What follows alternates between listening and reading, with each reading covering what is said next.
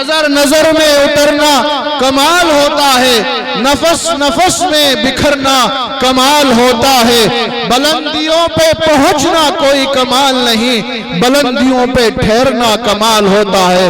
میرٹھ سے چل کر تشریف لائے ہمارے مہمان جناب حضرت مولانا مفتی محمد خالد صاحب، امام و خطیب جامع مسجد سمر گارڈن میرٹھ، حضرت والا سے گزارش ہے کہ تشریف لائے اور اپنے قیمتی مواعظ سے ہم سب کو مستفیض۔ الحمدللہ نحمده ونستعینه ونستغفره ونؤمن به ونتوکل علیہ ونعوذ باللہ من شرور انفسنا ومن سیئات اعمالنا من يهده الله فلا مضل له ومن يضلله فلا هادي له ونشهد أن لا إله إلا الله وحده لا شريك له ونشهد أن سيدنا وحبيبنا وشفيعنا وسندنا ومولانا محمد أرسله بالحق بشيرا ونذيرا وداعيا إلى الله بإذنه وسراجا منيرا وصلى الله تعالى على خير خلقه محمد وعلى آله وأصحابه وأزواجه وذرياته وسلم تسليما كثيرا كثيرا أما بعد فأعوذ بالله من الشيطان الرجيم بسم الله الرحمن الرحيم لو أنزلنا هذا القرآن على جبل لرأيته خاشعا متصدعا من خشية الله وتلك الأمثال نضربها للناس لعلهم يتفكرون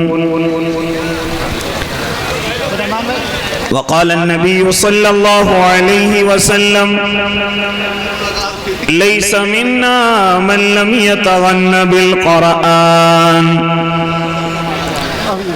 صدق الله العظيم وصدق رسوله النبي الكريم ونحن على ذلك من الشاهدين والشاكرين والحمد لله رب العالمين۔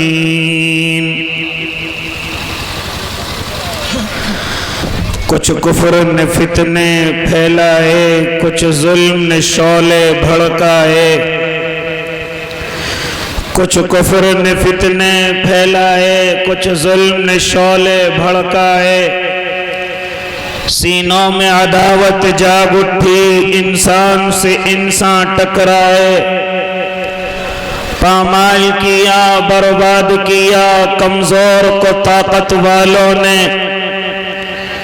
جب ظلم و ستم حد سے گزرا تشریف محمد لے آئے، رحمت کی گھٹائیں برسائی، دنیا کی امیدیں برآئی، اکرام و عطا کی بارش کی، اخلاق کے موتی برسائے، تہذیب کی شمعیں روشن کی، اونٹوں کے چرانے والوں نے کانٹوں کو گلوں کی قیمت دی، ذروں کے مقدر چمکائے، کعبے کی زمین اور عرش کہاں، پل بھر میں کہاں، دم بھر میں کہاں، پتھر کو عطا کی گویائی اور چاند کے ٹکڑے فرمائے، عورت کو حیا کی چادر دی، غیرت کا غازہ بھی بخشا، شیشوں میں نزاکت پیدا کی، کردار کے جوہر چمکائے۔ توحید کا دھارا رک نہ سکا، اسلام کا پرچم جھک نہ سکا۔ توحید کا دھارا رک نہ سکا، اسلام کا پرچم جھک نہ سکا۔ کفار بہت کچھ جھنجلائے، شیطان ہزاروں بل کھائے۔ اے نام محمد صلی علی، ماہر کے لیے تو سب کچھ ہے۔ اے نام محمد صلی علی، ماہر کے لیے تو سب کچھ ہے۔ ہونٹوں پہ تبسم بھی آیا، آنکھوں میں بھی آنسو بر آئے۔ اللہم صلی علی سیدنا محمد وعلی آل سیدنا محمد وبارک وسلم۔ آپ تمام حضرات بھی ایک مرتبہ بلند آواز سے میرے اور آپ کے آقا کی خدمت عالیہ میں نذرانہ عقیدت پیش فرما لیں۔ ایک مرتبہ تمام حضرات درود شریف پڑھ لیں۔ باوقار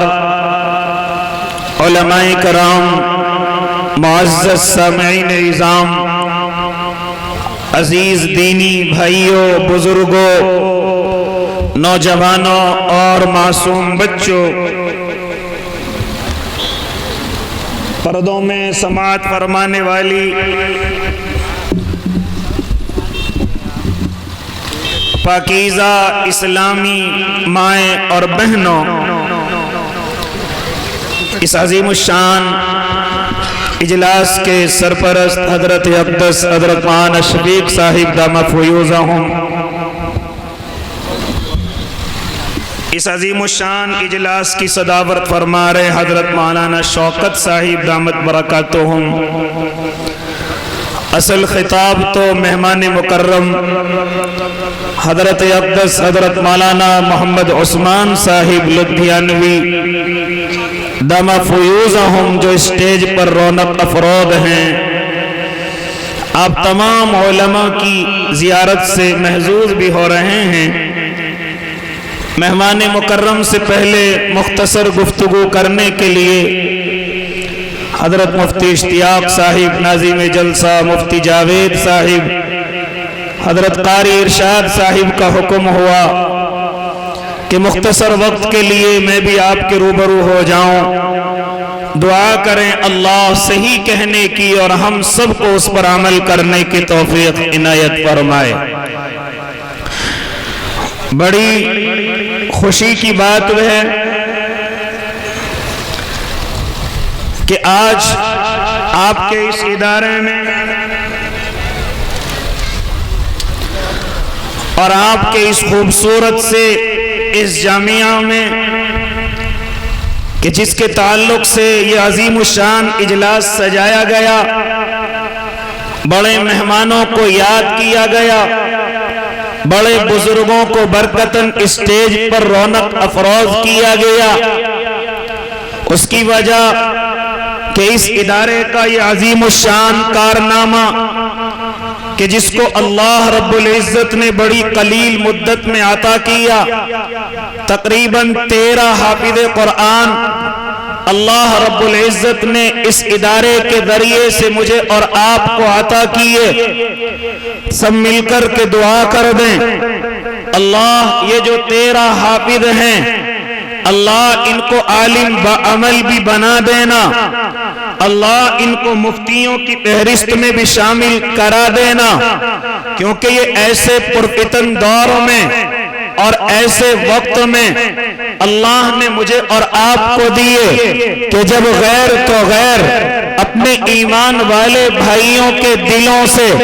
قرآن مقدس کی اہمیت کا جنازہ نکل رہا ہو، جب ایمان والوں کے دلوں سے حافظ اور عالم کی عظمت جان بوجھ کر کے دلوں سے نکالنے کی سازشیں کی جا رہی ہوں، ایسے وقت میں کہ غیر کا شکوہ کیا کہ جب اپنے ہی علماء سے بدگمان ہونے لگے ہوں، جب علماء کی میں اور آپ برائیوں میں مشغول ہونے لگے ہوں، جب ان کو شکوک و شبہات کی نظروں سے ہمارے ایمان والے دیکھنے لگے ہوں، تو کیوں نہ میں قابل مبارکباد پیش کروں ان ماں باپ کو کہ جن کے نور نظر، جن کے لخت جگر، جن کے معصوم طلبہ ایسے پرفتن دور میں اپنے سینوں کے اندر قرآن کو بساتے ہیں، قرآن کو پیوست کرتے ہیں، راتوں کی محنت کو کامیاب بناتے ہیں، دنوں کی محنت کو کامیاب بناتے ہیں۔ اے اللہ کے نیک بندے، مجھے اور آپ کو یہ سمجھنا چاہیے کہ ایسے پرفتن دور میں کہ جب دشمن کسی سازش میں ہمہ وقت کوشش میں لگا ہوا ہو کہ کسی طریقے سے ان مسلمانوں کے دلوں سے، ان ایمان والوں کے دلوں سے قرآن کی اہمیت کو نکال دیا جائے، جہاں پر قرآن کو سکھایا جاتا ہے، جہاں پر قرآن کو پڑھایا جاتا ہے، جہاں پر قرآن کے پڑھانے والے موجود ہوتے ہیں، مدارس اسلامیہ کی اہمیت ان کے دلوں سے نکال دی جائے، ایسے وقت میں کچھ ماں اور باپ یہ تہیہ کرتے ہیں، یہ ارادہ کرتے ہیں کہ ہم دنیا کے لالچ میں نہیں آتے، ہمیں دنیا کی ترقی نہیں چاہیے، ہمیں دنیا کی یہ دولتیں نہیں چاہیے، یہ متاع غرور نہیں چاہیے، ہمیں وہ اولادیں چاہیے جو ہمارے قبر کا سکون کا ذریعہ بنے، جو ہمارے حشر کی عزت کا ذریعہ بنے، جو ہماری جنت میں جانے کا آسان راستے کا ذریعہ بنے۔ میں قوم مبارکباد پیش کرتا ہوں ان ماں باپ کو کہ جنہوں نے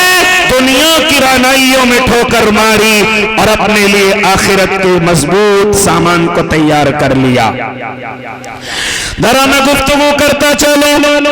یہ سازش تو شاید پہلے ناکام ہو چکی ہے۔ آج کی دنیا کے لوگ اگر یہ سازش کرنا چاہیں کہ اس عوام اور بھولی بھالی مومن جو انسانیت ہے ان کے دلوں سے قرآن کی اہمیت نکل جائے، اس سے پہلے ایک طاقت اس زمین پر آئی تھی اور اس زمین کو اپنا غلام بنایا تھا، اس زمین پر وہ برسر اقتدار ہوئے تھے، غلامی کی زنجیریں ہاں اس زمین کے لوگوں کے پیروں میں ڈال دی تھی، اور اس وقت میں جب وہ ہر سازش میں ناکام ہو رہے تھے تو برطانیہ کی حکومت نے مشورہ کیا تھا کہ اے لوگوں، کون سی وجہ ہے کہ ہم اس زمین پر کامیاب نہیں ہو رہے ہیں؟ ایک تحریک جنم لیتی ہے، اگر ایک کا سر کچلتے ہیں دوسری جنم لیتی ہے، ایک کو ہم ملیمیٹ کرتے ہیں تیسری جنم لیتی ہے، کیا وجہ ہے؟ تو کیا وجہ ان کے سامنے نکل کر کے آئی تھی؟ ذرا معلوم کرو اپنے علماء سے، یہ مجھے اور آپ کو بتائیں گے کہ ان کے دلوں کے اندر یہ بات ڈالی گئی تھی، اے گوری چمڑی والے، جب تک اس زمین پر قرآن والے موجود ہیں، مدارس اسلامیہ موجود ہیں،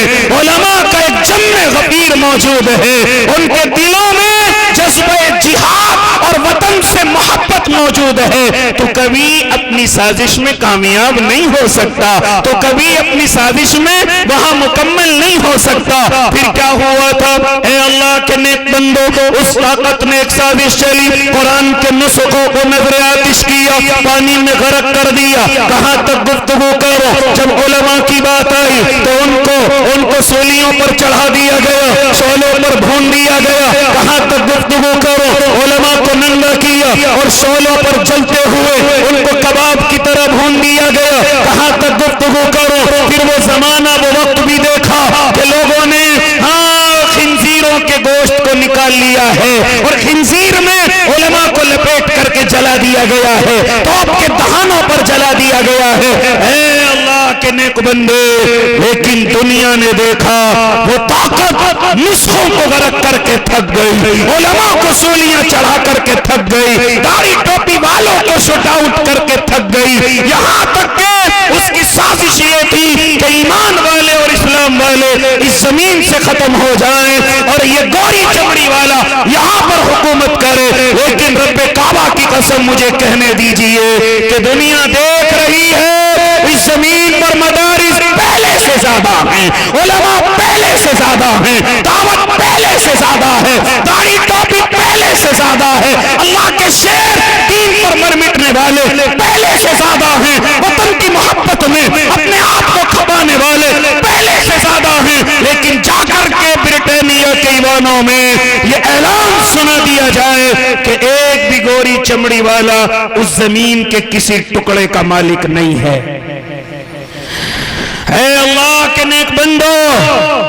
یہ سازش تو اس وقت بھی کامیاب نہ ہوئی تھی جب سب کچھ طاقت ان کے ہاتھ میں تھی، جب سب کچھ ان کے ہاتھ میں تھا، اور کیسے کامیاب ہو جاتی جب قربانیاں دے کر کے مکمل ہو گئے، جب بڑے قربانیاں دے چکے، جب علماء صفحہ ہستی سے مٹا دیے گئے اور علماء کی اولاد اس زمین پر موجود رہی، ہاں جب داڑھی ٹوپی والے اس زمین سے ختم کر دیے گئے، لیکن حریت کی اور اس زمین کی آزادی کی کوئی چنگاری بجھنے کا نام نہیں لے رہی تھی۔ تو ایسے وقت میں انگریز ایک اور چال لے کر کے آتا ہے، وہ چال یہ تھی کہ ان لوگوں کو کہ جن کے بڑے دنیا سے رخصت ہو گئے ان کے یتیموں کو بلایا جائے، ان کو سہارا دیا جائے، ان کو روٹی کپڑا مکان دیا جائے، ان کو اسلام سے نکالا جائے، ان کو دین سے دور کیا جائے، ان کو اللہ کی محبت سے دور کیا جائے۔ یہ ایسی سازش تھی جس کا جواب ملنا مشکل تھا۔ قربان جاؤں اپنے علماء پر، قربان جاؤں اپنے بڑوں پر، قربان جاؤں اس وقت کے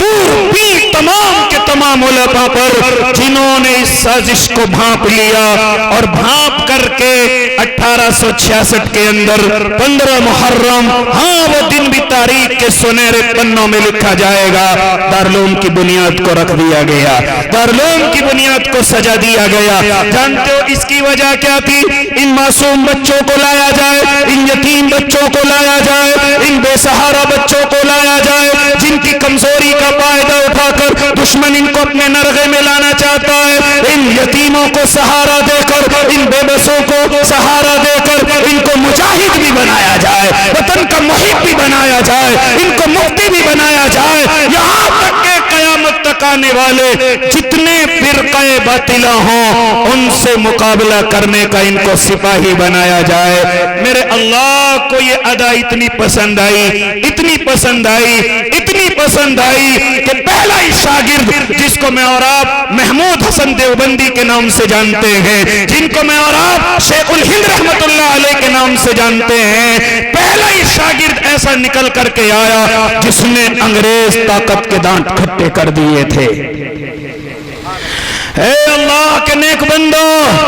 یہ ادا میرے اللہ کو اتنی پسند آئی کہ جن کو ظالم بے سہارا سمجھ رہا تھا، جن کو ظالم یہ سمجھ رہا تھا ان کو خرید کر کے ایمان کا سودا کر لیا جائے گا، ہاں جن کو یہ سمجھ رہا تھا ہاں یہ ہمارے نرغے میں آ کر ہاں ہم سے یہ کچھ ہمارے لیے کچھ سہارا بنیں گے، لیکن اس کو کیا معلوم تھا کہ علماء ان ہیروں کو اتنا تراشیں گے، ان پتھروں کو اتنا تراشیں گے جو قیمتی ہیرے بن کر کے نکل کر کے آئیں گے۔ پھر دنیا نے دیکھا شیخ الہند پہلا شاگرد تحریک ریشمی رومال لے کر کے چلتا ہے، ان کے شاگرد اے اللہ کے نیک بندو کہاں تک گفتگو کرو۔ پھر مولانا الیاس رحمت اللہ علیہ، اللہ ان کی قبر پر بھی کروڑوں رحمت نازل کر دینا، جو دعوت و تبلیغ کا نظام چلاتے ہیں، انہی کے شاگردوں میں بڑے بڑے اللہ کے جیالے ایسے نکل کر کے آئے۔ مجھے کہنے دیجئے رب کعبہ کی قسم کہ ایک وقت میں اپنی قوم کو بھی بچا کر کے لے گئے، اپنی دین کو بھی بچا کر کے لے گئے، اور اگر یہ دنیا انصاف کرنے پر آ جائے تو وہی لوگ اپنے ملک کو بھی آزاد کرا کر کے لے گئے۔ اے اللہ کے نیک بندو، خیر میری بات طویل ہو رہی ہے، مجھے اتنی گفتگو کرنے کا موقع نہیں ہے، ذرا سنتے چلے جائیں تو اسی کے تعلق سے اسی جال کی ایک کڑی، دارالعلوم دیوبند کی ایک کڑی جہاں پر میں یہاں بیٹھے ہوئے ہیں، آفتاب علوم بھی ہے، پھر پوری ملک کے اندر یہ جال پھیلا، اسی کڑی کا ایک حصہ یہ آفتاب علوم بھی ہے۔ اے اللہ کے نیک بندو، یہ اسی طریقے سے آفتاب علوم ہے، ہاں اللہ کے نیک بندو اس کڑی کو بھی میرے اللہ نے اتنا پسند فرمایا کہ آج 13 حفاظ کرام میرے اور آپ کے اسٹیج پر بیٹھے ہوئے ہیں۔ اللہ سے وہی دعا کرو جس کی شروعات کی تھی، اللہ ان کو نیک صالح عالم بھی بنا دینا، اللہ ان کو مفتی بھی بنا دینا، اللہ وہ جذبہ عطا کر دینا کہ قوم کی محبت میں مستغرق رہے، یہ دین کی محبت میں مستغرق رہے، یہ وطن کی محبت میں مستغرق رہے، اللہ ان کو وہ طاقت عطا کر کر دینا کہ جب جب جس قوم کو جو ضرورت پڑے اللہ ان سے وہ کام لے لینا. خیر اللہ کے نیک بندے اور مختصر کرنے لگا. یہ مجمع اتنا بڑا لیکن مدرسہ دیکھا میں نے ذرا سا کم زمین پر ہے. اگر یہ پورا مجمع ارادہ کر لے تو ہو سکتا ہے یہ مدرسہ بڑے جامعہ کی شکل اختیار کر لے, بڑی زمین کی شکل اختیار کر لے. جو اس کی ضرورتیں ہوں اللہ آپ کے ذریعے سے وہ پوری کرا دے انشاءاللہ العظیم. یہ تمام کا تمام مدرسہ اور اس کے طالب علم, اس کے استاد, یہ تمام کے تمام میری اور آپ کی مغفرت کا ذریعہ بن سکتے ہیں.